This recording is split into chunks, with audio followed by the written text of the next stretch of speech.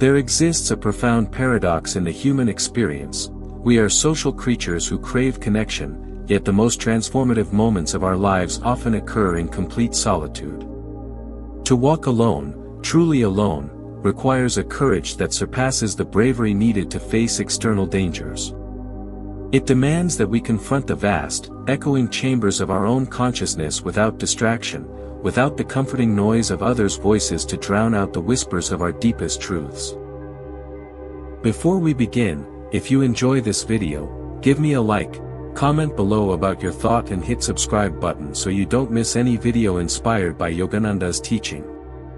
Thank you very much. The path of spiritual awakening has always been a solitary one. Throughout history, the great mystics, sages, and seekers have understood that genuine transformation cannot occur in the crowd. It happens in the wilderness, in the cave, in the silent hours before dawn when the world sleeps and the soul finally has space to breathe. This is not a rejection of humanity or love, but rather a recognition that before we can truly connect with others, we must first discover who we are when stripped of all external definitions and expectations. Walking alone means releasing our grip on the opinions of others. From childhood, we are conditioned to seek approval, to measure our worth by the reflections we see in other people's eyes. We become performers in a play we never auditioned for, speaking lines written by society, family, and culture. The courage to walk alone begins when we recognize that this performance has left us exhausted and empty, that we have been living someone else's life while our own authentic existence waits patiently in the wings. This solitary journey is not about physical isolation. One can be surrounded by thousands and still walk alone in the truest sense. Walking alone is a state of consciousness, an inner independence that remains unshaken regardless of external circumstances. It is the ability to stand in your truth even when everyone around you insists you are wrong. It is the strength to follow your inner guidance when the entire world points in a different direction. It is the willingness to be misunderstood, to be judged, to be called foolish or strange, because you have discovered something more valuable than acceptance: authenticity. The fear of walking alone runs deep in the human psyche. We are hardwired for belonging, and the threat of exclusion once meant death for our ancestors. Even now, in our modern world where physical survival rarely depends on the group, we carry this ancient terror. We compromise our values to fit in. We silence our inner voice to maintain harmony. We betray ourselves in small ways every day, trading pieces of our soul for the illusion of security that comes from being part of the herd. But there comes a moment in every awakening soul's journey when the cost of conformity becomes unbearable. The weight of living inauthentically grows so heavy that even the fear of isolation seems preferable. This is the threshold moment, the point of no return. It is here that true courage is born. Not the courage that charges into battle with others at your side, but the courage that takes the first step into unknown territory with no guarantee of return, no map, no companions. Walking alone requires us to become comfortable with uncertainty. When we follow the crowd, we have the comfort of knowing that if we are wrong, at least we are wrong together. There is a strange solace in collective error. But when we walk alone, we must bear the full weight of our choices. We cannot blame others if we lose our way. We cannot hide behind the excuse that everyone else was doing it too. This level of personal responsibility is terrifying, and most people will do anything to avoid it. Yet it is precisely this responsibility that liberates us. When we stop waiting for others to validate our path, when we stop seeking permission to be ourselves, we discover an inner authority that has been there all along. This is not the ego's arrogance, but the soul's quiet certainty. It is the deep knowing that comes from direct experience rather than borrowed belief. It is the wisdom that emerges when we finally stop asking others what we should do and start listening to the still, small voice within. The journey of walking alone strips away everything that is not essential. In solitude, we cannot hide behind our social masks. We cannot distract ourselves with the drama of relationships or the busyness of social obligations.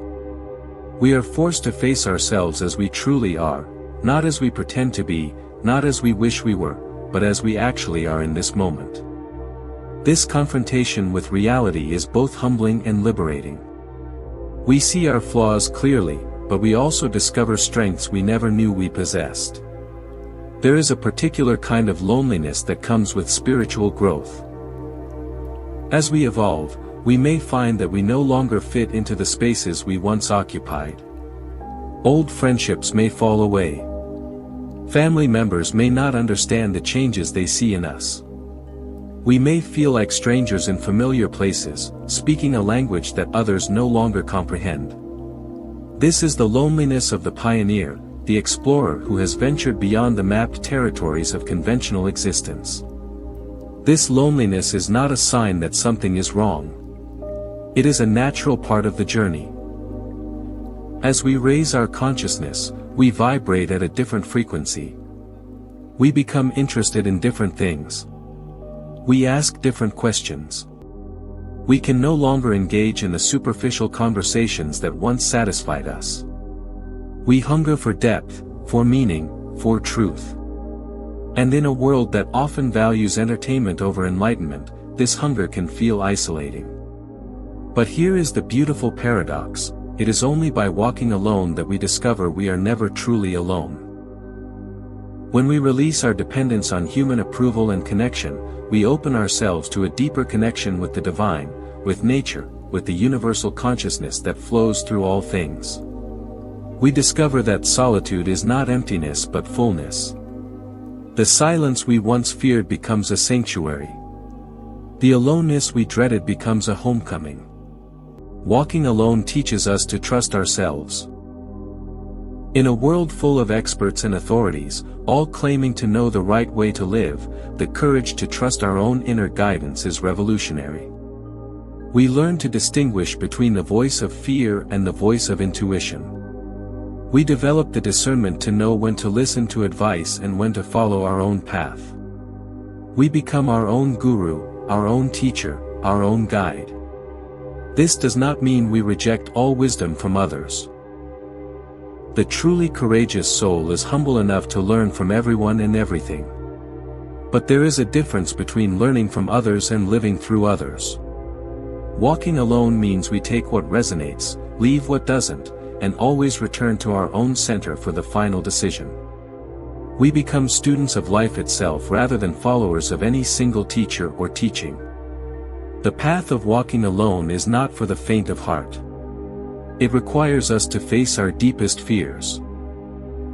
The fear of being wrong, the fear of being alone, the fear of being different, the fear of our own power. It asks us to release our attachment to outcomes and to trust in a process we cannot fully understand. It demands that we let go of the need to control and instead surrender to the flow of life. Yet those who find the courage to walk this path discover treasures beyond imagination.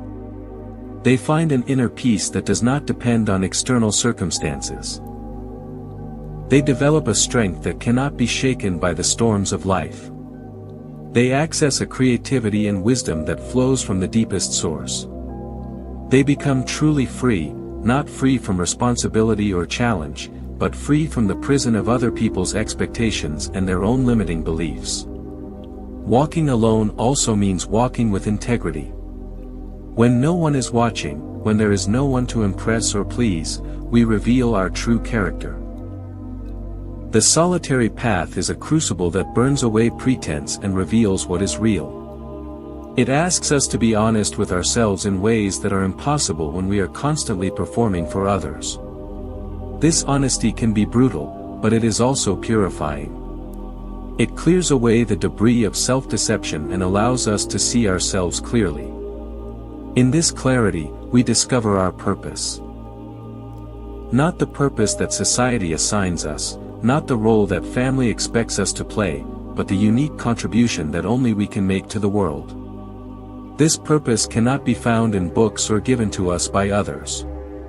It must be discovered in the depths of our own being, in the silence of our own heart. And it is only by walking alone that we create the space for this discovery. The greatest courage is walking alone because it requires us to trust in something we cannot see. It asks us to believe in ourselves when we have no evidence that we are on the right path. It demands that we keep going when every logical reason tells us to turn back. It is the courage of the mystic, the artist, the visionary, those who see beyond the visible and dare to bring the invisible into form. This courage is not something we either have or don't have. It is something we cultivate through practice. Each time we choose authenticity over approval, we strengthen this courage. Each time we honor our inner truth despite external pressure, we deepen our capacity to walk alone. Each time we face our fear and take the next step anyway, we prove to ourselves that we are capable of more than we imagined. Walking alone is ultimately an act of love, love for ourselves, love for truth, love for the divine potential within us. It is the recognition that we owe it to ourselves and to the world to become who we truly are. We cannot give our gifts if we are busy being someone else. We cannot fulfill our purpose if we are living someone else's life. We cannot know true joy if we are constantly betraying ourselves to please others.